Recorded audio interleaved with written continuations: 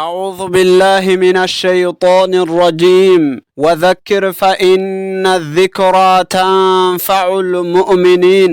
السلام عليكم ورحمة الله وبركاته. أمسك يا هراء ور لالته ور درسات لالته ور قرآن قرأير لالته ور قرآن قرأي osoo obboleeyyan isaanii biratti faatihaa sirreeffachuun dandeenye cal jedhanii tatta'an laallata. Osoo obboleettiin ishiidhaa obboleessi kankee yookaanu faatihaa sirreeffachuun dandeenye ati immoo qaraatee mataa buustee sim jettee teessuu laallata.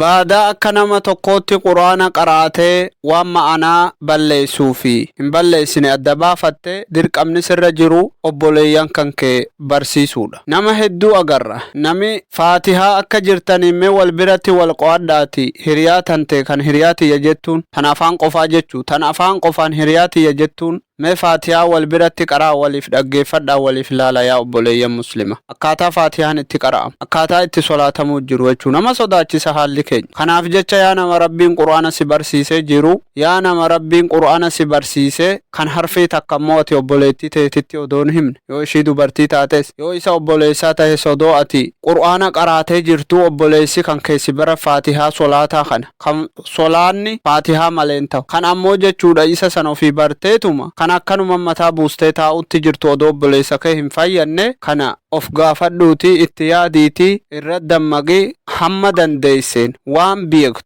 waan hin beekne dirqamni sirra jiru hin beeku jechuudha. Waan beektu garuu faatihaa kana waliif dhaggeeffadhaati mee wal gaafadhaa walirratti qara'aatii akka jirtaniin sagalee tootana eegaa dhageessanirraa jechuu warri rabbii fi guyyaa qiyaamaatti amante jecha warri rabbii fi ergamaa isaatii fi guyyaa qiyaamaatti ganaa kaafameetan gaafatamaatti amantan akka dhaamsatana waliin nageessanii irratti naaf dalagatan isin gaafadha.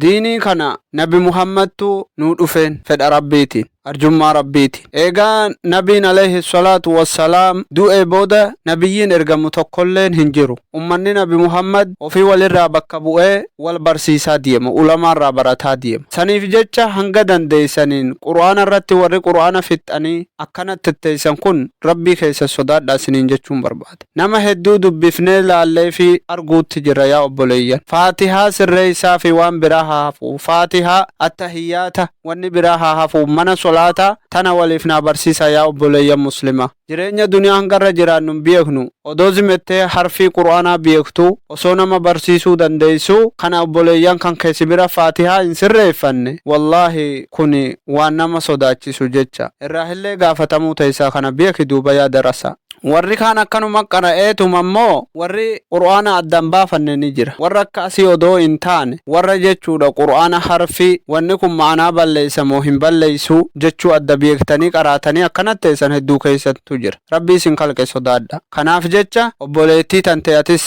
yaa obboleettii muslima barsiisi hanga dandeessen hiriyaa ofiin jettan hiriyaa waliin jettan hiriyummaan akkanaa maali hiriyummaan guyyaa qiyaamaa bar hiriyummaan kun kaan aduwwii walitti haa jedhan jechuu. Kanarra duniyaa kanarra waan waliin barsiif. Kanaaf jecha hanga dandeessaniin obboleettii tante hiriyaa tante barsiisi atis inni dhiira hanga dandeesse waan beekturra obboleessa kee barsiifadhu khayrii facaafadhu waan har'a facaafate boru murataa jecha. Kanaaf jecha xiqqoo jettanii hin tuffatinaa khayrii hamtuullee xiqqoo jettanii hin tuffatina. Hundi ishiidhaa ganaa galatii ishii gashamuudhaaf teessii jechuu fuula rabbiitti. Kanas siniin jechuu barbaadaa wabillaahi tawfiiq wamaa tawfiiqii illaa billah.